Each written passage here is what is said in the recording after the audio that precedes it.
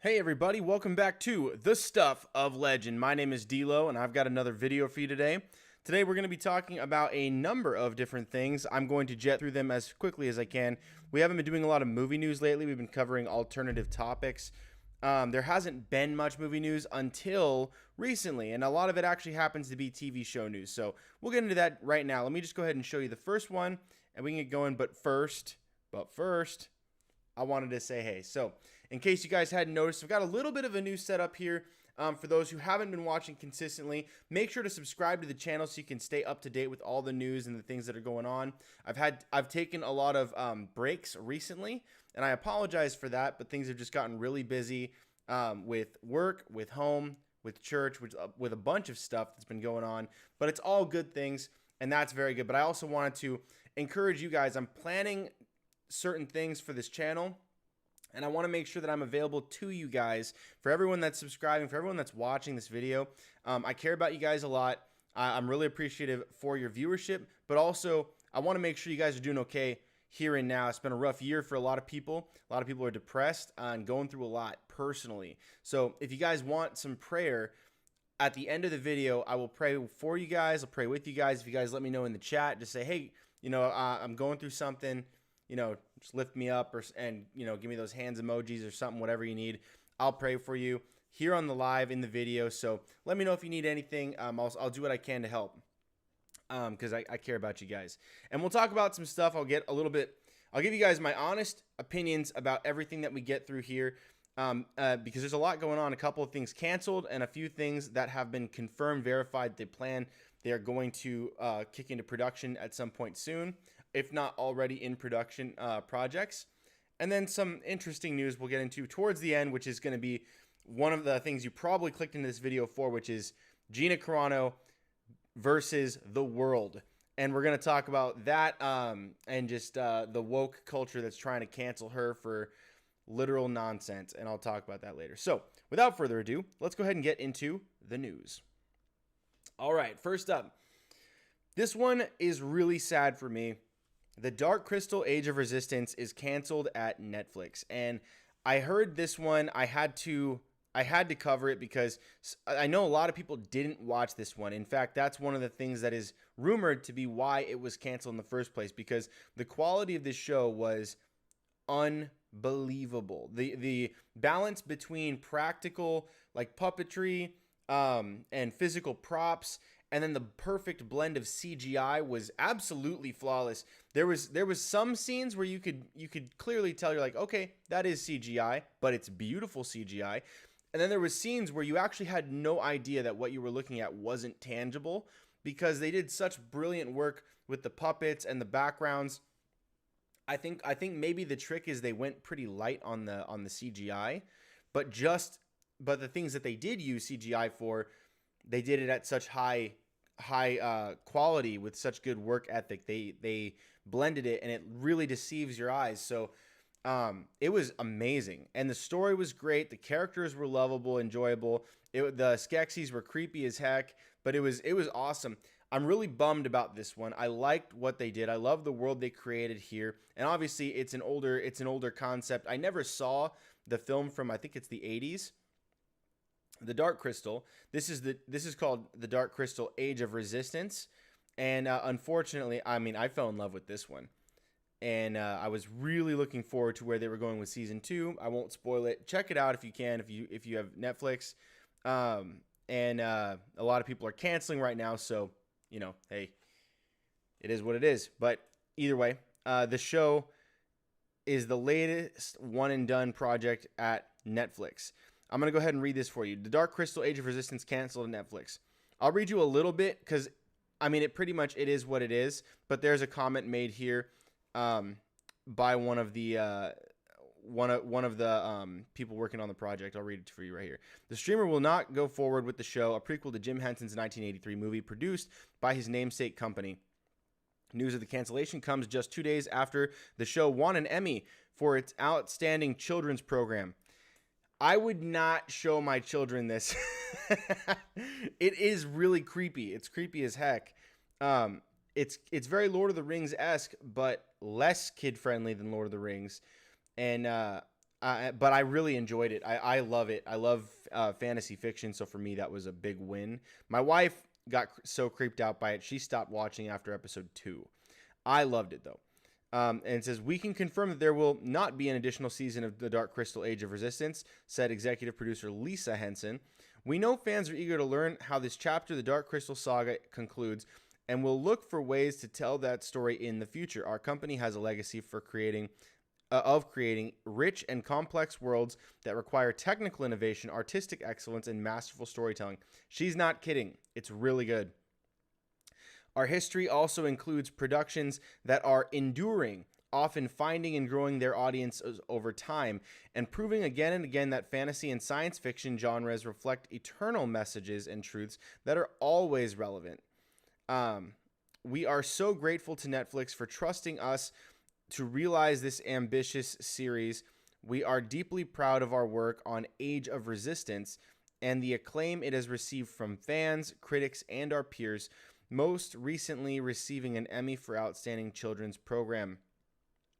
Now, Netflix said in a statement, we are grateful to the master artists at the Jim Henson Company for bringing the Dark Crystal Age of Resistance to life for fans around the world. We're thankful to the executive producers Lisa Henson and Hal Stanford and Louis, I think it's Louis, maybe Louis Leterrier, there it is, Louis Leterrier, I think it is, who also directed all episodes, as well as the writers, cast, and crew for their outstanding work. And thrilled they were recognized with the Emmy this weekend. Age of Resistance featured A-list cast that included Lena Headey, Anya Taylor-Joy, Taron Egerton, Mark Hamill, Jason Isaacs, Simon Pegg, and Nathalie Emmanuel. The series premiered on August 2019 to positive reviews including from The Hollywood Reporter, but one source close to the streamer recently characterized it as an expensive disappointment. So I won't read past that. I'm pretty sure that's the bottom of the article anyway.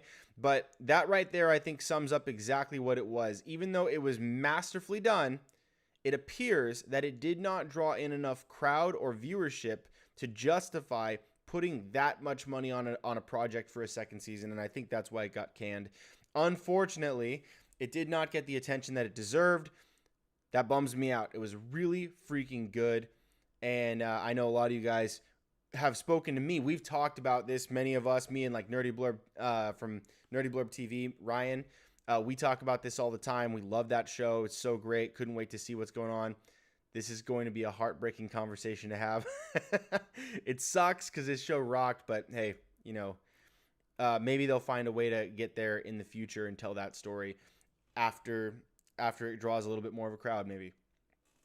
Okay, so I'll leave that there. Tell me what you guys think about this one, and make sure that you let Netflix know with your money if you want this to come back. If you want more, you've got to let them know. You've got to watch the videos on YouTube. Go to the trailer on the official Netflix YouTube channel and let them know in the comments. Start hitting them up, and people have to start watching it. So we got to tell people, right? Word of mouth is huge, but I recommend it to people. It is kind of a niche fan base.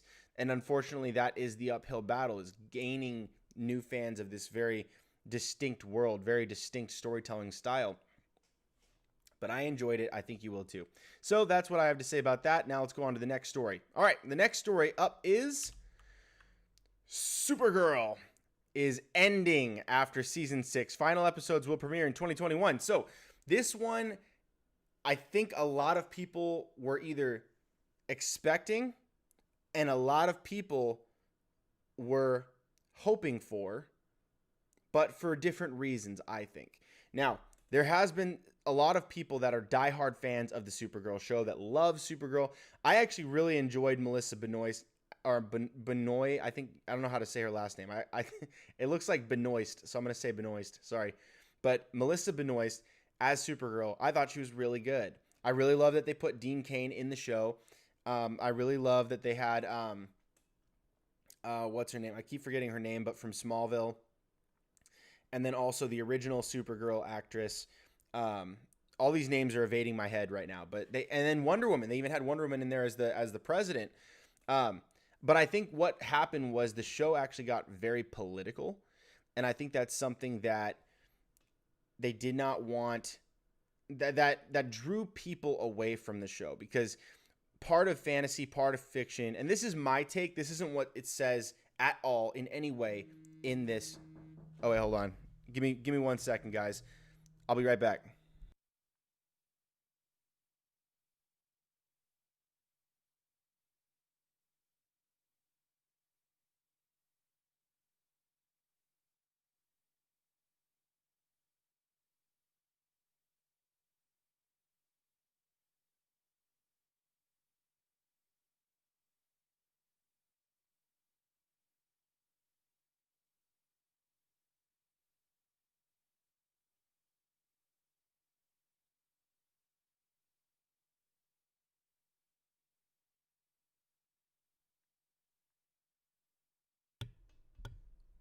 Hey guys, sorry, I had to let my wife back in. She was hanging out with some friends and she forgot her keys, so I had to open that back up for her.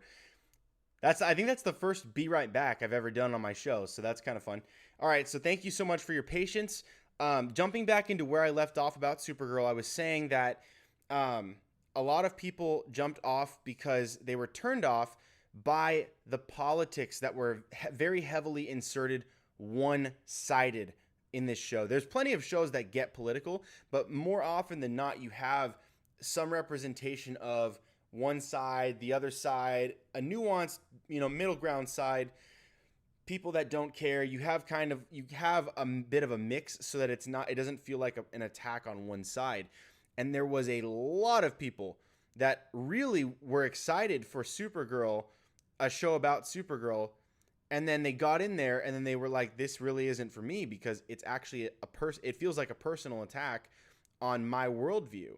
And which is a bummer, because the whole point of fiction and fantasy is escapism, right? It presents you with not just a story with plots and twists and turns and adventure that unfolds and you get to learn that story, but beyond the story, these stories present a world, right? And you get to escape into these worlds where, where you get to be a vigilante, or you get to be larger than life or bigger or extra human, right? You get to be something and somewhere that you are not in reality.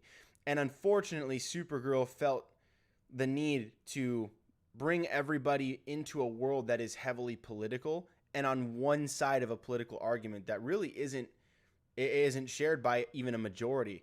And that's a bummer, because there is a place for that, but unfortunately, they chose the superhero genre to make that happen, and I think that shows a lack of understanding, really, for, I think, maybe what they were going for. They're trying to show a strong female character, which almost everybody wants. But then, instead of showing a strong female character, they tell you she's a strong female character, and then they tell you and tell you and tell you and tell you over and over and over, and that it feels like preaching when people really don't want that. They just want to escape. And instead of doing that, we'll get to the end. At the end of this video I'm going to make right now, which we are making right now, we're going to talk about what a real strong female character looks like and what a real strong woman looks like in real life with GINA Carano. And so I'll show you the contrast there, and then the contrast even within the Star Wars world and how those characters are presented. But it's one thing when the story is telling you that you need to get on board with this, and this. There's a laundry list of things you're supposed to agree with, or you're a bad person, which is what the show tends to do. Believe me, I actually watched up until the first 2 episodes, I think it was, of season 4 for Supergirl, and then I had to stop. I couldn't do it. I was like, this. By episode, I think it was 5 of season 1, I was already feeling like it wasn't for me, which is a bummer, because I really liked Melissa Benoist. I thought she was great. I thought the supporting cast was great. Martian Manhunter was awesome. Mon-El, everybody was great. And even the other side characters, I thought were wonderful. The sister, the nerdy, what's his name again? The nerdy guy, white guy. Anyway, he sings really well. That guy. Anyway, I really enjoyed a lot about the show, but I didn't enjoy the show because I felt like the show did not want me there. And that was a bummer. And a lot of people felt the same way that I did. And unfortunately, it looks like CW is saying either enough because people aren't really tuning in. I mean, there's plenty of diehard fans that are watching nonstop, but I think it's just them. You don't get a lot of the casual viewers are not turning out for this show. This is similar to what happened with Batgirl, except for there's a much bigger fan base for Supergirl than there is for Batwoman. And let's read this article. And that's my take. That's not what's happening. That's just my thoughts on kind of what is going on here. But and you can see that people do want female hero lead characters in plenty of things, especially in TV shows. There's been plenty of those that have done really remarkably well. And I made a video on that as well. But let's just go ahead and read this real quick. The Girl of Steel is taking her final flight. Supergirl, the show, will end after season 6. The CW has announced the upcoming 6th season and final season will begin production later this month in Vancouver and is set to premiere in 2021. The final season will consist of 20 episodes. Filming on season 5 was interrupted by the COVID-19 pandemic after 19 episodes had been produced, making it the shortest season of the superhero franchise to date. Like the majority of the Arrowverse, season 5 ended on a narrative cliffhanger thanks to the pandemic, with Lex Luthor defeating Leviathan and the Luthor family set to pose an even greater threat to the world in season 6. We'll likely see more of Jon Cryer's Lex and the rest of the Luthor clan in 2021, possibly paving the way for some of the characters to transition over to the CW's upcoming Superman and Lois spinoff. And we will talk about this. This is actually one of the topics we're going to talk about is the Superman and Lois spinoff. Big news. That's a big announcement. We've known about it for a little bit, rumor, but now there's an actual season order for the first season. So, I'm sorry, I think it's a pilot order. They actually have that going. So then, anyway, we'll get to that article. I'll clear that up in a second. The new series will star Tyler Hoechlin and Elizabeth Tulloch as the titular couple, or the titular. I don't know how to say the titular. I need to learn some of these words, man. Who were both introduced on Supergirl. So basically the Superman from Supergirl and the Lois from Supergirl are going to be the Lois and Clark from this upcoming show. And unfortunately, they suggest something that I don't think is the case. Or maybe it's this secondary. I have a secondary article here that shows kind of like what they think is going on here, which I do not see to be the case. But they suggest that it's possible that with Superman getting a show, that there's not going to be enough room to have a Supergirl and a Superman show. What are they going to do if they have Superman? Can they not survive with Supergirl? I think that's one of the dumbest ideas in the world, that if you have Superman, that it automatically cancels out Supergirl or makes her irrelevant. Yes, she is a tokenized character, a tokenized version of Superman, but it doesn't change the fan base. So like if you have a sufficient fan base for Supergirl, which apparently they probably don't, or they don't have enough faith that will last, I think it would work. Or you could even have Supergirl remain as a recurring character in one of the other shows, or in all of the other shows. You could even have her bounce around from all the other seasons, which, you know, she might not want to do. Melissa Benoist might not want to do that.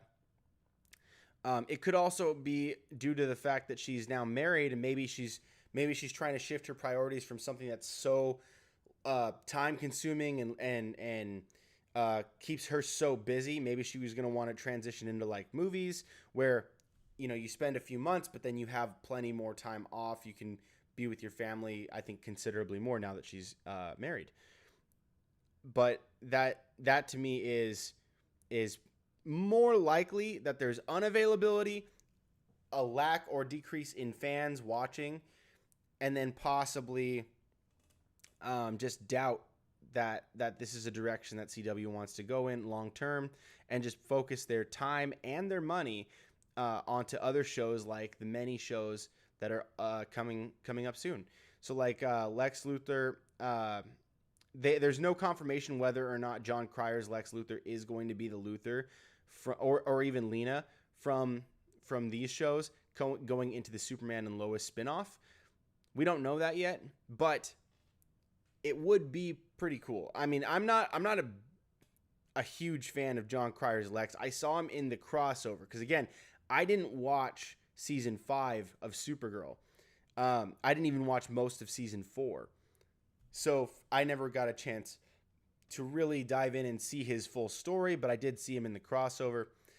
To me, the quintessential Lex Luthor is, without a doubt, Michael Rosenbaum, to a degree of actual perfection in the character. Like, it actually made the character for me in a way that only the Justice League animated series had done previously.